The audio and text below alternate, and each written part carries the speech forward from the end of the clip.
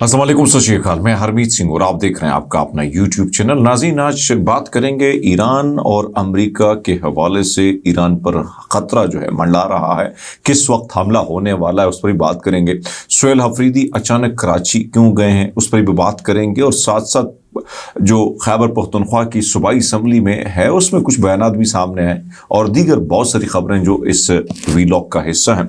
सबसे पहले बात करते हैं, इस वक्त मैं आपके सामने रख लेता हूं कि मशरिक़ वुस्ता में जो हालात इस वक्त चल रहे हैं, बार बार हम ये बात कर रहे हैं कि ये जंग अगर होती है तो ये बहुत बड़ी लड़ी है। इसराइल को खुश करने के लिए अमेरिका किसी हद तक भी जा सकता है। आपको पता है कि बहुत सारे ऐसी कमजोरियां हैं जितने भी अमेरिकी सदूर हैं इसराइल के पास, जिसकी वजह से वो जो है इस जंग में कूदना जो है ना चाहते हुए भी कर लेते हैं।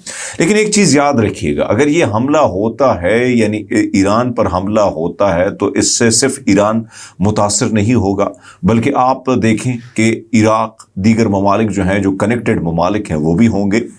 लेकिन साथ साथ पाकिस्तान भी इस जंग जो है इसके असरात, शदीद किस्म के असरात हम पर भी मुरतब होंगे।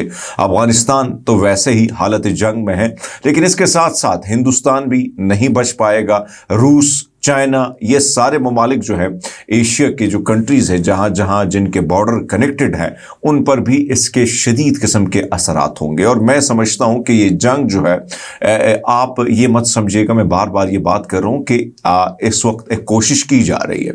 एक तरफ तो जो ईरान यानी अमेरिका के अखबारात हैं, बड़े बड़े अखबारात, या मगरबी मीडिया या मगरबी दुनिया जो है इस वक्त ट्रंप को शटअप कॉल देने के बजाय उसका साथ दे रही है, और वो भी चाहती हैं कि रिजीम चेंज हो जाए। अब अगर हम ईरान के अंदर की बात करें, क्योंकि बाहर से जो प्रोपेगेंडा किया जा रहा है वो आपके सामने है, लेकिन ऐसे में अब मैं देख रहा था कि बड़ी बड़ी अखबारों में ये बात लिखी गई है कि भाई ईरान में कत्लेआम हुआ है अवाम का।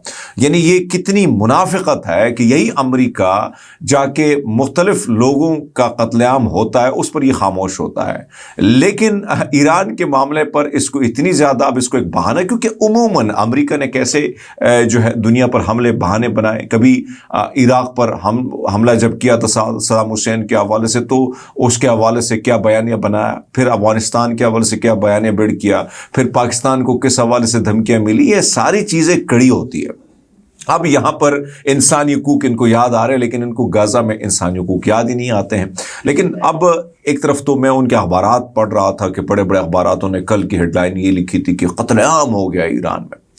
अब मैं आपके सामने खबर रखता हूं कि ईरान में जो लोग निकले और उन्होंने जो एक पैगाम दिया यकजहती का और सुप्रीम लीडर के साथ खड़ा होने का, उससे एक पूरा मगरबी बयानिया था वो ज़ायल तो हो गया।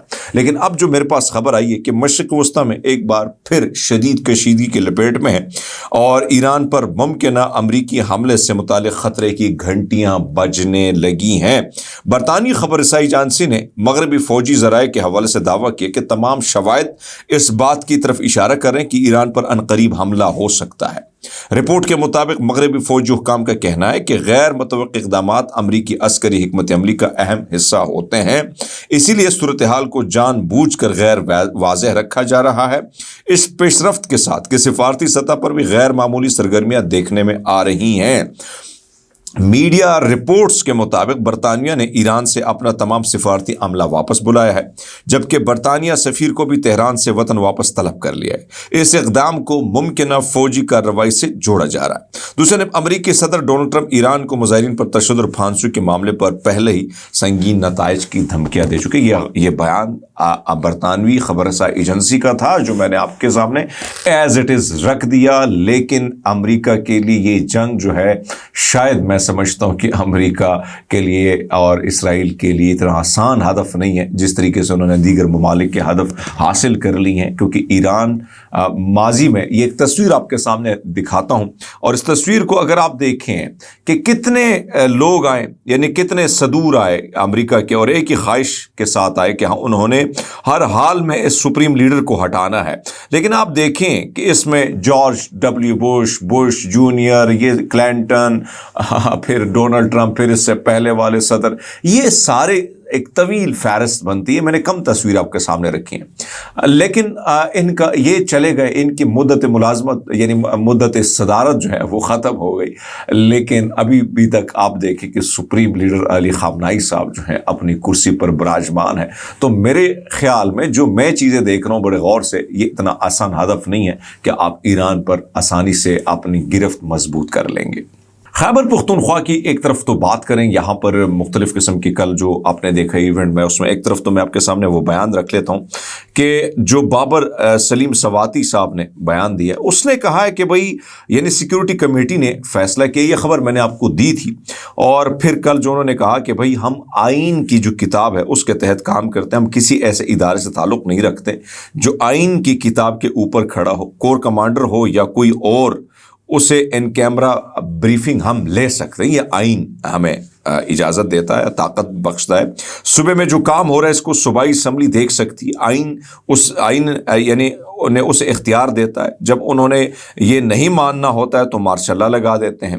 جب تک ایسی بات نہیں، جب تک آئین موجود ہے، آئین کے تحت معاملات چلیں گے، رولز کے تحت جو ہے وہ کہتے ہیں ہم کسی کو بھی بریفنگ کے لیے کہہ سکتے ہیں، کور کمانڈر کو بھی کہہ سکتے ہیں. اسپیکر یہ خیبر پختونخوا اسمبلی نے جو بیان دیا، پھر انہوں نے بڑی باتیں کی ہیں اس میں اور وہ کافی وائرل. لیکن اس کے ساتھ ساتھ جو صوبائی اسمبلی کے یعنی ایم پی ہیں ملک عادل اقبال، وہ کہتے ہیں کہ ایک طرف یعنی خیبر پختونخوا میں جرگہ ہوتا ہے اور تحریک انصاف کی ساری جماعتوں کو اکٹھا کرتی ہے، اس جرگے کو جو ہے ڈسکرمنیشن ہو رہی ہے اس وقت ہمارے ساتھ، سر عام ہو رہی ہے، اس کو مانا نہیں جاتا ہے. یعنی ہم لوگوں کو اکٹھا کرتے ہیں، ہم تمام تر مشران کو اکٹھا کرتے ہیں، ہم تمام تر مکاتب فکر کے لوگوں کو اکٹھا کرتے ہیں، ہم انصاف کی بات کرتے ہیں، ہم امن کی بات کرتے ہیں. ہمارے خطے کو جس طریقے سے جھونکا گیا ہے خیبر پختونخوا وہ آپ کے سامنے ہے. وہ کہتے ہیں کہ آپ قطر میں جا کر مذاکرات کریں تو ٹھیک ہے، ہم خیبر پختونخوا میں مذاکرات کی بات کریں تو ہم دہشت گرد، آپ ہمیں دہشت گرد کہتے ہیں.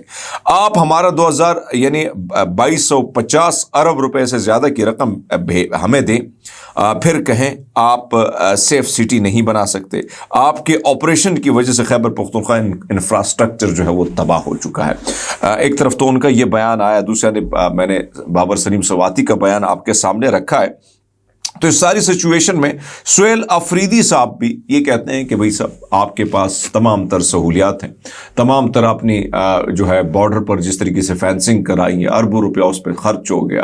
20 سال سے یہ بابر سلیم سواتی نے بھی یہ بات کی کہ 20 سال سے ہم دیکھ رہے ہیں کہ ایک جنگ ہے. ایک طرف تو آپ کہتے ہیں کہ ہم افغانستان پر قبضہ کر لیں گے، دوسری جانب آپ کہتے ہیں کہ بھائی یہاں خیبر پختونخوا کے امن و امان کو ہم سیٹ کریں گے. 20 سال میں کیا ایسی وجوہات ہیں، کیسی کمزوریاں؟ وہ کہتے ہیں بابر سلیم سواتی کہ بھائی صاحب ہمارے بڑے دلیر جرنیل جو ہیں اس چیز کو لیڈ کرتے ہیں، 5 ڈویژن پر جو ہے وہ جو مشتمل فورس ہے وہ اس وقت خیبر پختونخوا میں، یعنی اگر آپ دیکھیں اوورال دیکھیں تو اس کے باوجود یہ سچویشن ہے، یعنی 20 سال پہ آپ قابو نہیں پائے.